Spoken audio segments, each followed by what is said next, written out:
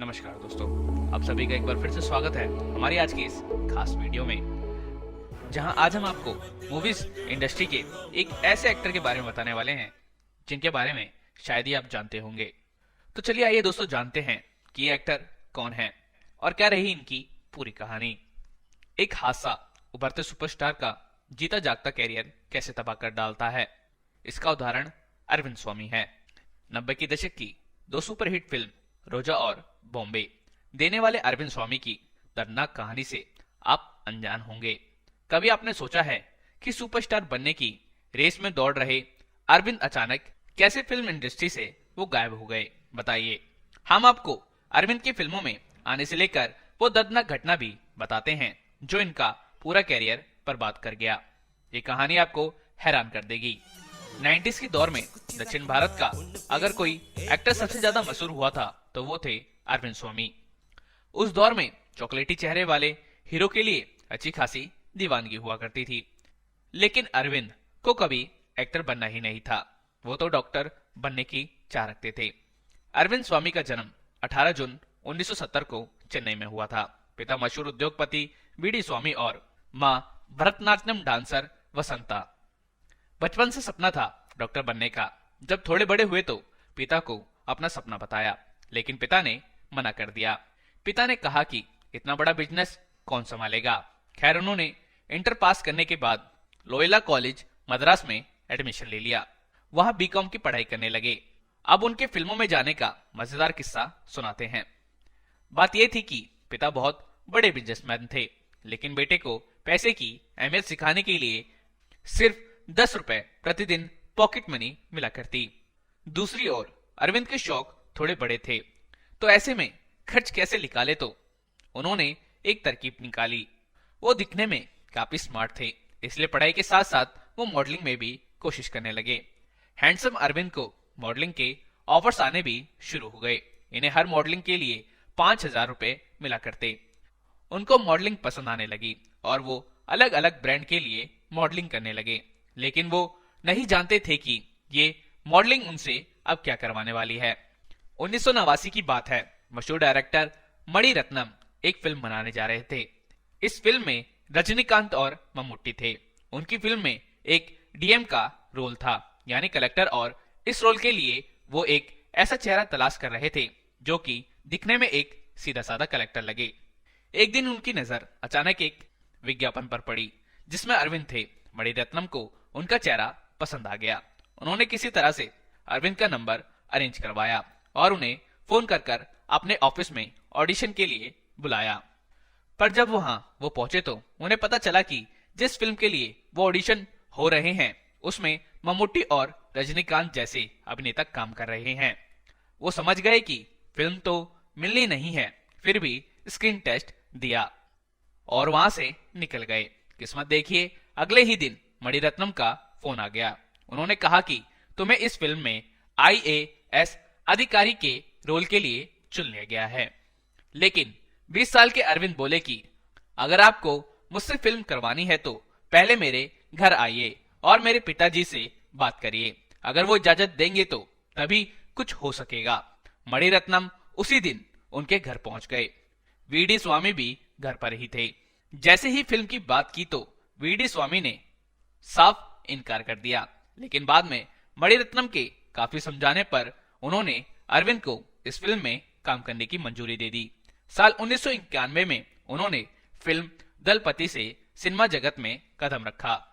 मणिरत्नम को अरविंद की एक्टिंग इतनी ज्यादा पसंद आई कि उन्होंने फौरन उन्हें वो फिल्म दे दी जिसने अरविंद को तमिल इंडस्ट्री से निकालकर एक नेशनल स्टार बना डाला। डायरेक्टर मणिरत्नम कश्मीर आतंकवाद पर एक फिल्म बनाने जा रहे थे। इस अंतरराष्ट्रीय मुद्दे पर बन रही फिल्म के लिए उन्हें अरविंद पर ही भरोसा हुआ। उन्होंने अरविंद को इसमें लीड रोल दे दिया, जिसमें एक भारत सरकार के अधिकारी को आतंकवादी किडनैप कर लेते हैं। इस फिल्म में हीरोइन थी मधु। 1992 में रिलीज हुई ये फिल्म थी रोजा। AR रहमान के संगीत, पंकज कपूर, अरविंद और मधु की एक्टिंग ने इस फिल्म को रातों रात सुपरहिट कर दिया। फिल्म की अपार सफलता से खुश होकर मणिरत्नम ने इस फिल्म को हिंदी में भी डब करके रिलीज कर दिया। रिलीज होते ही फिल्म रोजा ने कामयाबी के झंडे गाड़ दिए। मधु पर फिल्माया गया गीत दिल है छोटा सा छोटी सी आशा तो लोगों के जुबान पर चढ़ गया। फिल्म में एक सीन ने तो अरविंद को सुपरस्टार ही बना दिया। जब एक आतंकी तिरंगे को आग लगा देता है तो तभी अरविंद खुद को जलाकर भी उस तिरंगे को बचाने की कोशिश करते हैं। सिर्फ एक फिल्म ने उन्हें 90 के सुपरस्टार एक्टरों की लिस्ट में शामिल कर दिया। उनका नाम film fair award best actor के लिए नॉमिनेट किया गया था। अरविंद सुपरस्टार बनने की राह में आगे ही बढ़ रहे थे कि तभी पिता का फरमान आ गया कि अब फिल्में छोड़ो और अमेरिका जाकर बिजनेस की पढ़ाई करो। पिता के आदेश पर उन्हें उभरता कैरियर छोड़कर अमेरिका जाना पड़ा। वहां नॉर्थ कैरोलिना में इंटरनेशनल बिजनेस की पढ़ाई करने लगे। मगर अचानक एक दुखद खबर आ गई। अभी वो अमेरिका में पढ़ाई कर ही रहे थे कि साल 1993 में अचानक ये खबर आई कि उनकी मां की तबीयत बहुत खराब है। जांच हुई तो पता लगा कि उन्हें कैंसर हो गया था जो पूरे शरीर में फैल चुका था। पर अरविंद मां के साथ अंतिम समय बिताने के लिए भारत चले आए। कुछ ही समय बाद मां की मौत हो गई। अभी मां की मौत की गम से वो उभर भी नहीं सके थे कि कुछ ही महीनों बाद पिता की भी मौत हो गई। माँ बाप की इकलौती संतान अरविंद के पास अब दो ही लोग बचे, एक उनका पालतू कुत्ता और दूसरा उनका खाना बनाने वाला कुक जो उनके लिए बचपन से खाना बनाता था। माँ बाप के गम में अरविंद घर में ही रहने लगे। बिजनेस संभालने का आइडिया भी नहीं था।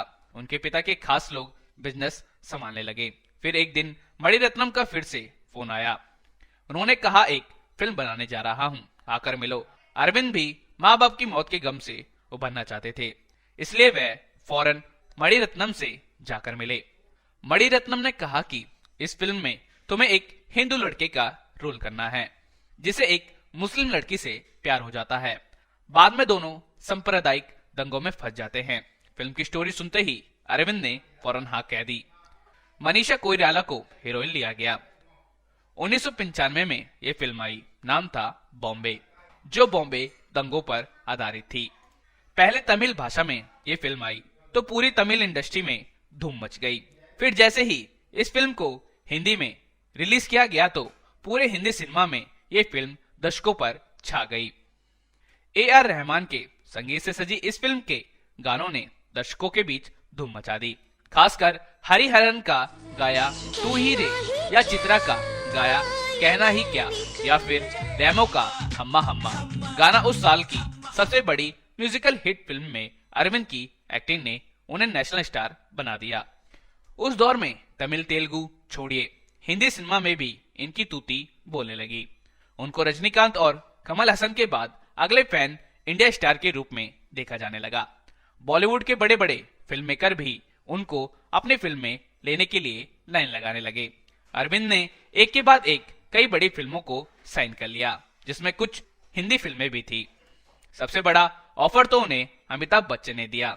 जब अमिताभ बच्चन प्रोड्यूसर बन गए थे तो उन्हें एक बहुत बड़ी हिंदी फिल्म ऑफर कर दी थी। 1998 में अरविंद को जूही चावला की एक फिल्म आई थी जिसका नाम था 7 रंग के सपने। ये फिल्म अरविंद की पहली हिंदी फिल्म थी। इसके बाद मनीषा कोइराला के साथ एक और हिंदी फिल्म राजा को रानी से प्यार हो गया में वो लीड एक्टर बना दिए गए। अरविंद स्वामी फिल्मों में मशहूर हो रहे थे लेकिन दोबारा उन्हें एक मजबूरी के चलते फिल्मों से दूरी बनानी पड़ी। साल 2000 की बात है। हुआ यह है कि उनकी देखरेख के बिना उनके पिता का करोड़ों का बिजनेस डूबता जा रहा था। ऐसे में उन्होंने फिल्म इंडस्ट्री छोड़ दी और पिता के बनाए बिजनेस को संभालने में जुट गए। 5 साल के अंदर ही उन्होंने अपनी काबिलियत के दम पर बिजनेस को दोबारा खड़ा कर दिया। उन्होंने पिता के बिजनेस को विदेशों तक पहुंचा दिया और करोड़ों की कंपनी अब अरबों का कारोबार करने लगी। सब कुछ ठीक हो चुका था। कंपनी खूब मुनाफे में चल रही थी। अब अरविंद ने दोबारा फिल्मों में वापसी करने की योजना बनाई। उनके कई डायरेक्टरों और प्रोड्यूसर से बातचीत भी हो चुकी थी। सब उनको अपनी फिल्म में लेना चाहते थे लेकिन सब एक पल में ही बर्बाद हो गया। साल 2005 की बात है। अभिनेता अरविंद किसी काम से बाहर निकले थे कि तभी उनका एक भीषण एक्सीडेंट हो गया। हादसे में उनकी जान तो बच गई लेकिन बहुत गंभीर चोटें आई। उनकी रीढ़ की हड्डी में ऐसी चोट आई कि उनके शरीर के एक हिस्से को लकवा मार गया। अरविंद के एक पैर ने तो काम करना ही बंद कर दिया था। डॉक्टर ने अरविंद को कंप्लीट रेस्ट बोल दिया।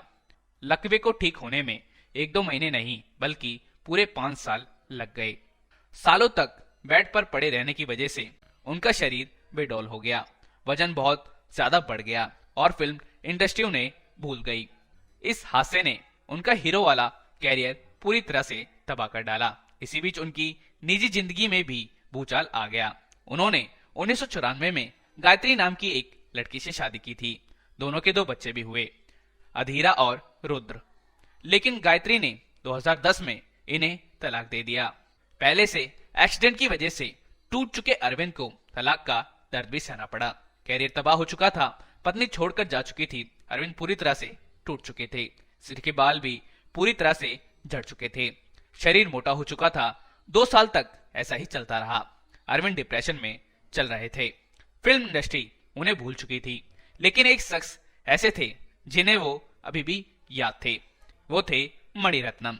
साल 2012 में मणिरत्नम ने अरविंद को फोन किया और डांटते हुए बोले कि तुम खुद को खत्म किए जा रहे हो, तुम एकदम ठीक हो, चलो मैं तुम्हें फिल्म दे रहा हूं। अरविंद बोले नहीं, मैं ठीक नहीं हूं। मणिरत्नम ने अरविंद की एक ना सुनी और कहा कि मैं तुम्हें 2 महीने का समय दे रहा हूं, तैयार रहो। जब हौसला मिला तो अरविंद भी जुट गए। 2 महीनों में इन्होंने 15 किलो वजन कम कर लिया और बॉडी बनाकर नए अवतार में नजर आए। साल 2013 में उनकी तमिल फिल्म आई कडर, लेकिन सुपर फ्लॉप हो गई। साल 2015 में वो एक हिंदी फिल्म में भी नजर आए, नाम था डियर डैड। ये फिल्म भी नहीं चल पाई। इसके बाद वो निगेटिव रोल में नजर आने लगे। एक जमाने का हीरो अब निगेटिव रोल्स कर रहा था। खास बात तो ये थी कि इन किरदारों में लोग उनको पसंद भी करने लगे। तलाक के 2 साल बाद उन्होंने 2012 में अपर्णा मुखर्जी नाम की एक लड़की से शादी भी कर ली। दोनों बच्चे अधीरा और रुद्र अरविंद के साथ ही रहते हैं। इन दिनों अरविंद अपना बिजनेस संभालते हैं और कभी कभार फिल्मों में विलन बनकर हीरो से पिटते हुए नजर आ जाते हैं। काश वो हादसा ना हुआ होता तो बॉलीवुड में अरविंद स्वामी की कहानी आज कुछ और ही होती। तो दोस्तों आज की इस वीडियो में बस यहीं तक।